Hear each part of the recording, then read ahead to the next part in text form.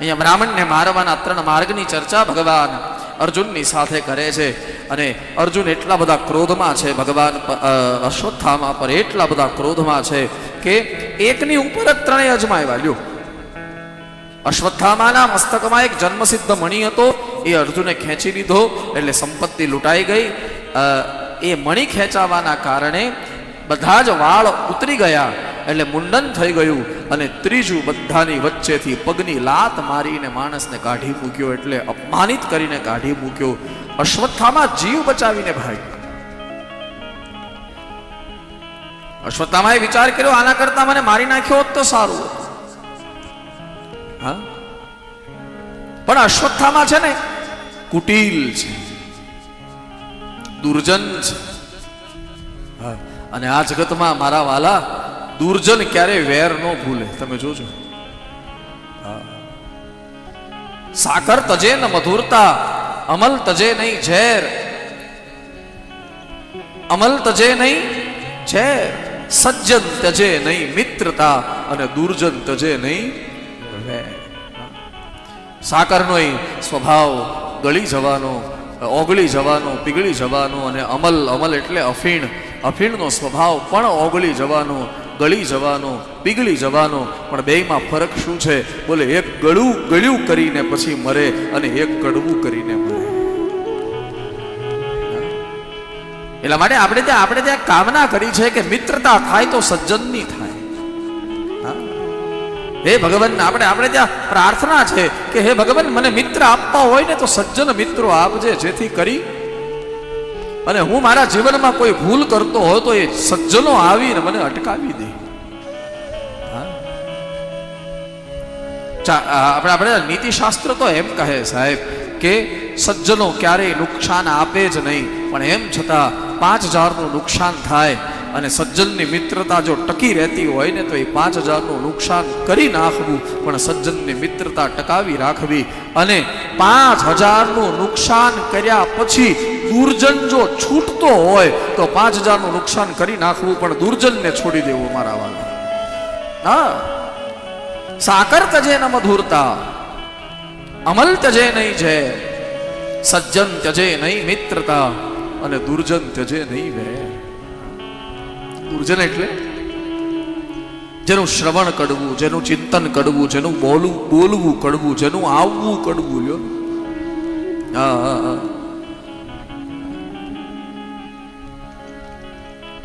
ઘણા લોકો આવે ને તો આવે ને આપણી ઘરે બેહે તો બેસણું થઈ જાય અને ઉઠે તો ઉઠમણું થઈ જાય. હા, ઘણા હોય. જો હું કોઈ વ્યક્તિગત વાત નથી કરતો, હું તો આખા વિશ્વની વાત કરું. મને અહીંયા વ્યક્તિ આરે લેવા દેવા નથી, મને તો સ્વભાવ આરે લેવા દેવા છે. હા, મને સ્વભાવ આરે લેવા દેવા છે. ઘણાના સ્વભાવ એવા હોય કે આડું જ બોલે, ઘણાના સ્વભાવ એવા હોય કે કડવું જ બોલે. દુર્જન. અમારા ભગત બાપુએ બહુ સુંદર એક ચિંતન આપ્યું છે. છાલ કડવી હતી, છાલ કડવી હતી, છાલ કડવી હતી, ગર્ભ કડવો હતો, અને ગર્ભનું સ્થાન પણ હતું એવું હતું. શૈશવ કટુ, યુવા કડવી હતી, અને વૃદ્ધપણું આવ્યું ઝેર જેવું. હા, એની છાલ કડવી હતી, અંદર જે ગર્ભ હતો એ કડવો હતો, અને એ ગર્ભ જ્યાં પાક્યો એ સ્થાન પણ કડવું જ હતું. લ્યો, એ નાની હતી એટલે કે હતું શૈશવ કટુ, યુવા કડવી હતી, અને વૃદ્ધપણું આવ્યું ઝેર જેવું. જે હવાવી હતી, જે વાવી હતી એ હલટકી હતી, જે હવાવી હતી એ હલટકી હતી. વર્ષ પછી એને ઘણા મધમાં બોળી. તમને ખબર પડી શેની વાત ચાલે છે? આ ખબર અંતે પડી હતી લીમડાની લીંબોળી. લીમડાની લીંબોળીને તમે 6 મહિના મધમાં રાખો તો ફરક પડે નહીં. કૂતરાની પૂંછડીને પ્લાસ્ટિકના પાઇપમાં નાખીને 2 મહિના બાંધી રાખો તો કઈ ફરક પડે?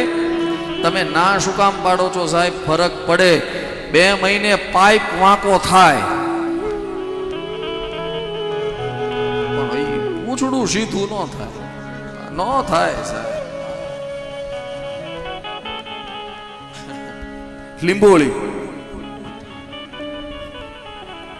આ હું કઈ લીંબોળીની વાત કરું છું? હે, કવિ કઈ લીંબોળીની વાત કરે છે? હા, હાલતી ચાલતી 5-5 ફૂટની ઘણી બધી લીંબોળીઓ હોય. હા, એની આ કવિ એની વાત કરે છે. કવિ તો મહરમાં બોલે ને. હા,